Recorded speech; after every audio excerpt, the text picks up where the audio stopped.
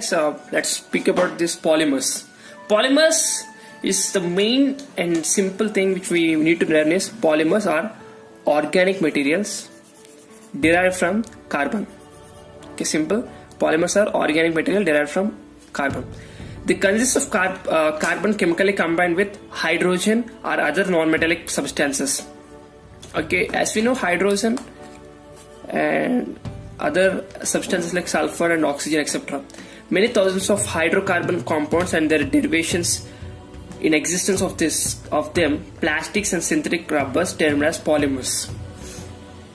There are many hydrocarbon compounds which are HC compounds, and plastics and synthetic rubbers termed as polymers, and they have common strong covalent bond in the mirror. Okay, and weak vulnerable forces between the mirror. We can speak about this mirror as coming to the next thing, and there are some sort of characteristics that we need to learn about.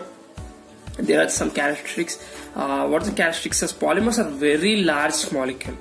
These are very large molecule. As you see here, this is a polymer. Poly which is meant for many. Okay, mer is called mer unit is monomer. Okay, mono means single, poly means many, and monomer it is called monomer 1, 2, 3, 4. It's like 1, 1, 1. And when it's done with this polymerization, it's come into the single chain like thing. It is called polymer. And within mer there are covalent bonds, and in between mers, like in between mers, there are van der Waals forces. Within means within this one thing, within this we as you saw here, this small thing, there are covalent bonds. Okay, within the mer we had covalent bonds, and in between the mers there are van der Waals forces. So the thing is, as you see here, within the mer there is covalent bond, within the mers there is van der Waals forces, and these are polymers. As we have this chain, as we connect these two, as we connect number of mers, it's become a polymers. And coming to the atomic bond, okay. Atomic bond. As you know, atomic bond, this is classified into two types. One is ionic bond, and the second thing is covalent bond. Ionic bond and covalent bond. Bond energy, bond strength, which we know always. There are ionic bonds and covalent bonds, which we need to talk about. And the thing is, if both bonds depart, they will attract. If both bonds depart, they will obviously attract. Notice attract, they will attract. If they both arc draw near, okay, they will repel. It's simple. If both depart, it's like both are going apart, like going aside, they will attract. Example, like couple married. If the couples be together, they will like, oh, what's there? That they will repel. And if they go for far distances somewhere, America and she was in America and someone is in India, they will attract to each other. Okay, something like example. Okay, equilibrium condition, they will repel and attract equal bond strength. So thing is, we need to learn about this primary, which is bond strength increases. For primary, the bond strength increases. Bond comes close. That is, rise or high bond strength. If material has primary bond strength, give more elastic. Okay, gives more elasticity. So the thing is, primary bond strength gives more elasticity, and if bond strength distracted by external force, sudden departing takes place. And if material possesses primary bond, leads as a brittle fracture. Okay, possesses a primary bond, this always leads into a brittle fracture. Okay, so what is this? Note. What the note is, refers brittle fracture failures. Okay, once covalent mer is strong, influenced by atmospheric pressure. And the fourth one is, mers are combination of polymers, are combination of mers, so many stray lengthening chains.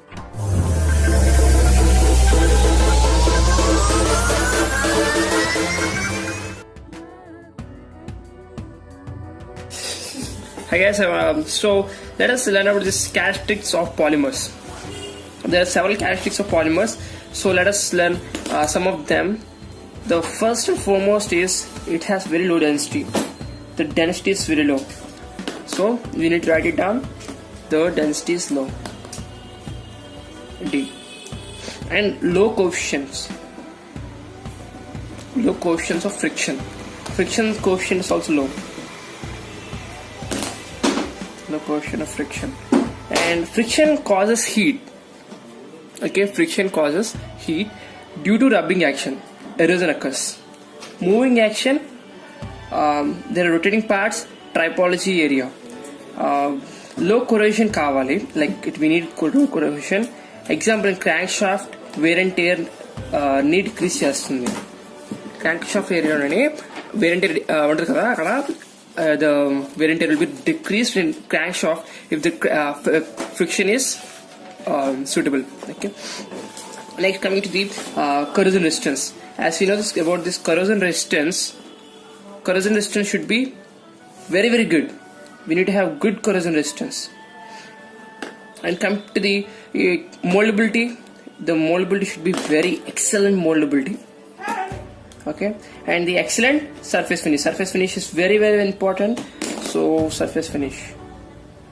Okay, what have we learned? Just to have recap. Low density, which the material should be very low in weight, and friction coefficient should be less, so that the wear and tear will be decreases, and good corrosion resistance, and moldability.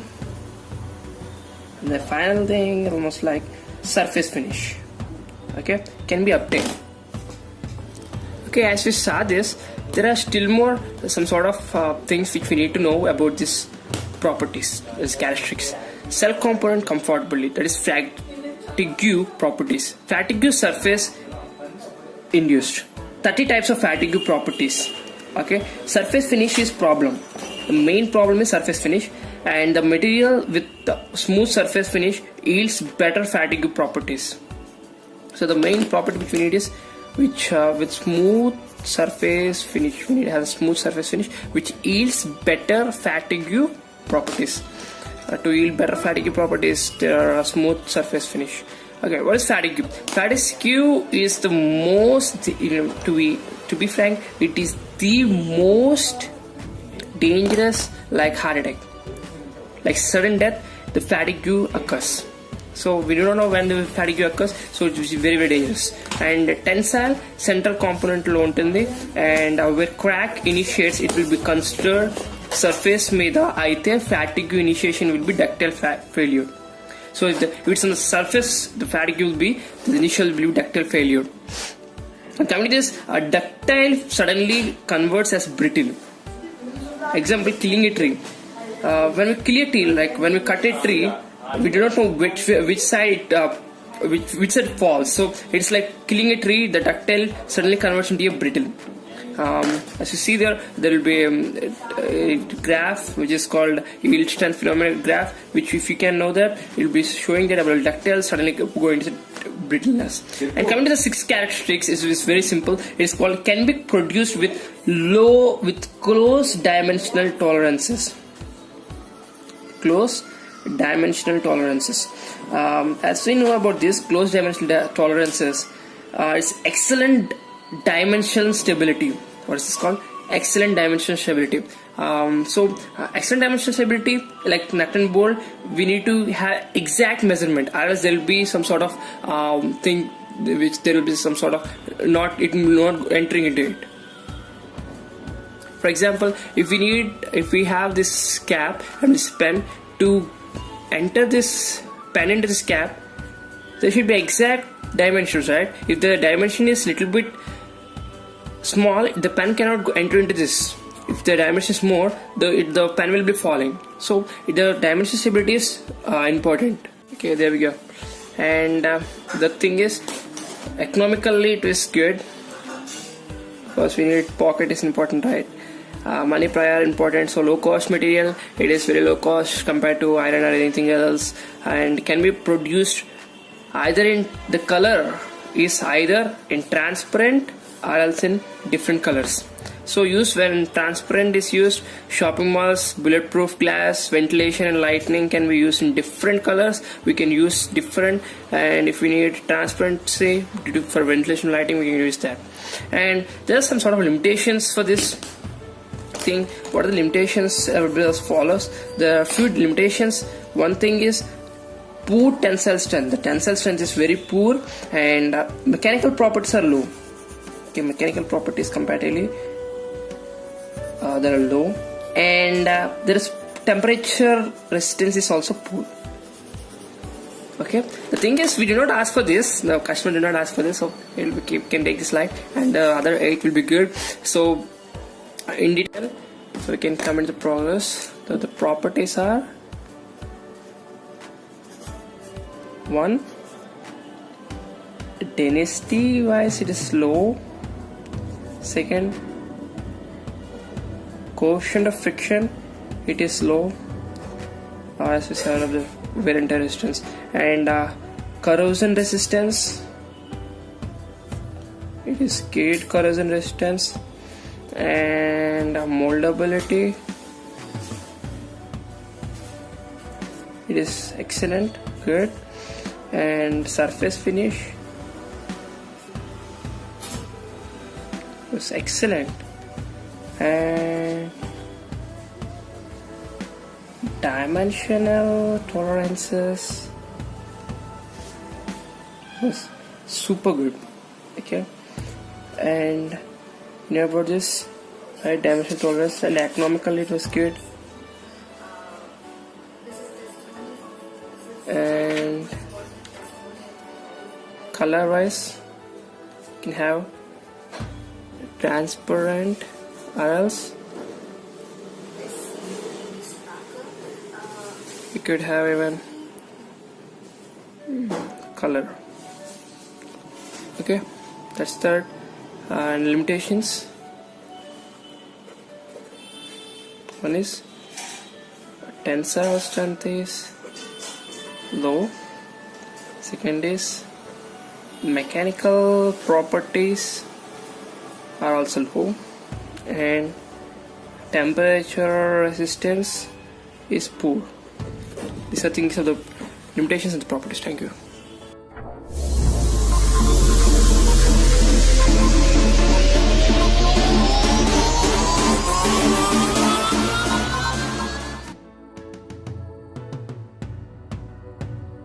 Types of polymers.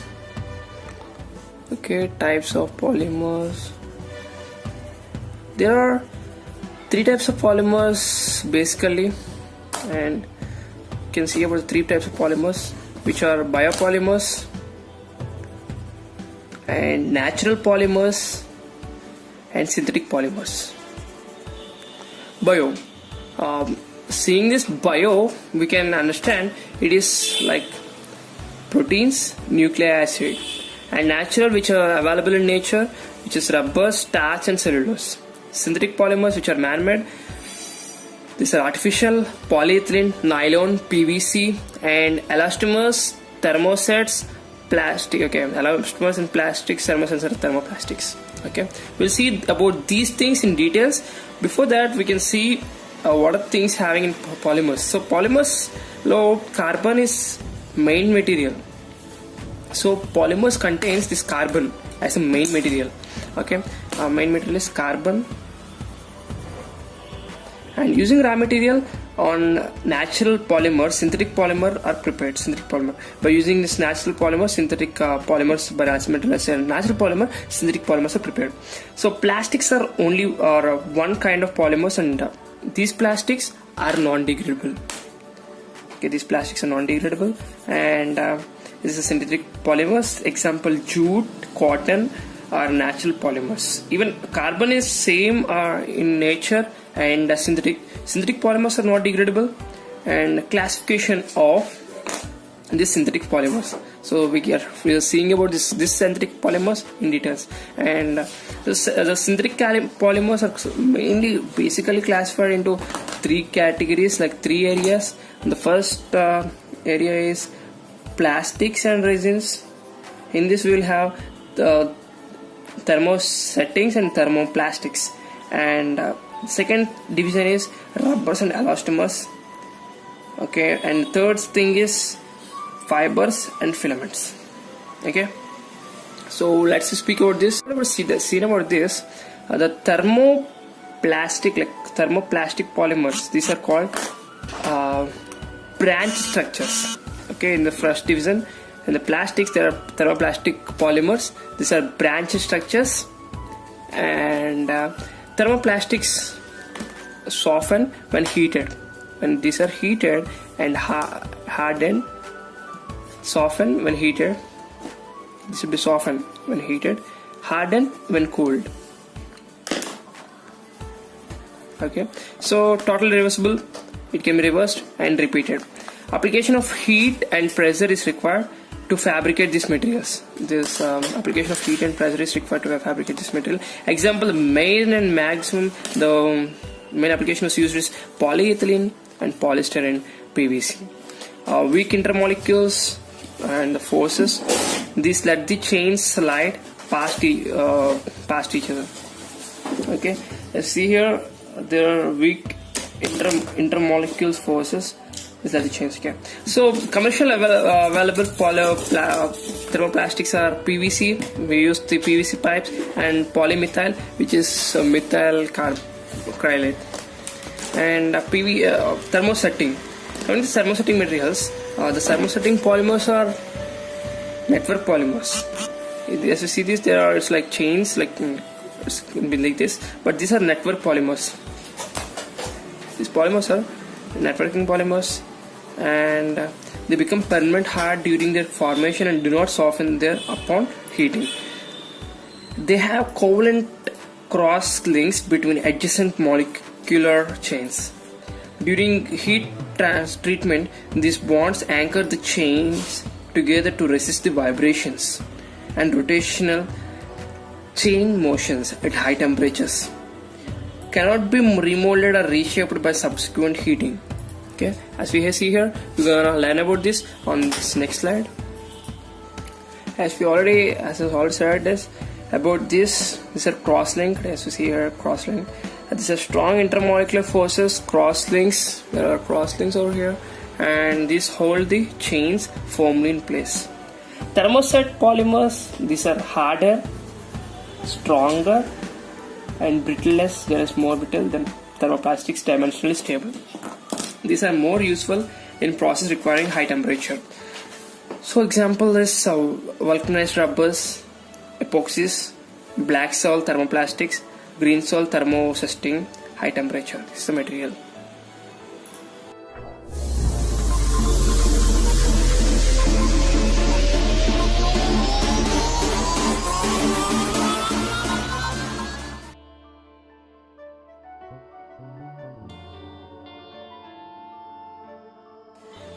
Look guys, this is the difference between thermosetting and thermoplastics.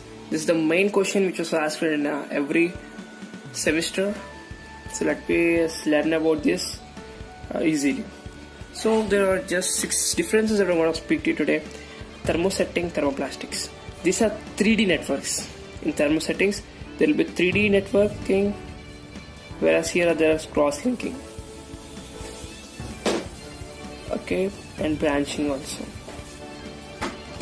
A 3D network of primary covalent bonds with cross-linking between chains. Here 3D network, but here is linear polymers without cross-linking. Here there will be cross-linking. With cross-linking between chains, there will be without cross-linking. Okay. And here it's matured 3D, unmatured linear. This is about the structure.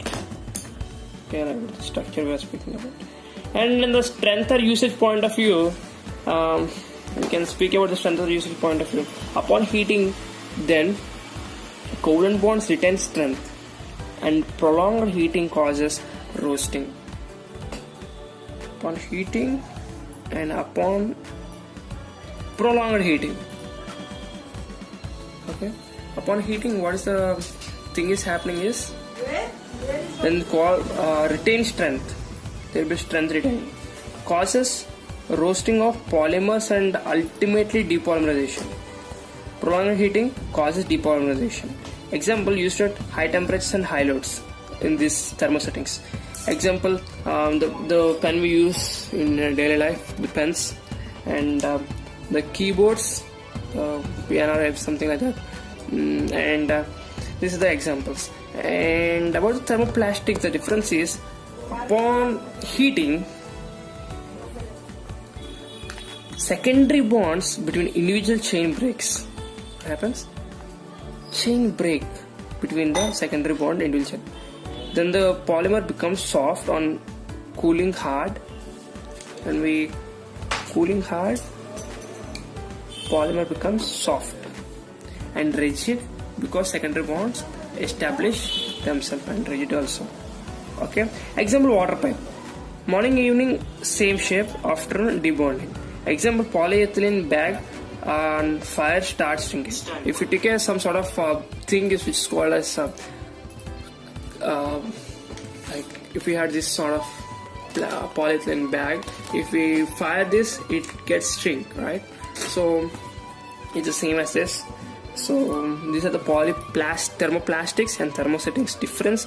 Whereas if we burn this, it gets shrink, like it gets something like that. So this is the difference between thermosetting and thermoplastics. And there are 4 others that we can see.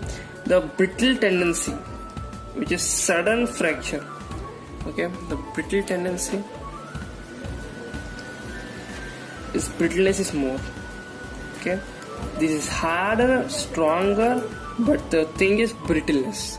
Brittleness is very dangerous. We don't know when the fracture may occur. And here it has enough strength. Strength is okay, it's enough. Okay, it's good. And thermosetting, the difficult to fulfill intricate, complex shape molds. We cannot make a complex shapes molds, but out of thermoplastics used for filling complex materials, mainly for complex materials. Okay, complex shapes can't be done, whereas more complexity can be achieved. And these can't be recycled. Okay, these can't be this can be recycled. Cycle can't be recycled. And scrap can be recycled. Wow, it's good. It's recycled, and thus can be economical. Can be used as at a high temperature. Can be used at high temperature. It can also be used at high temperature. Thank you.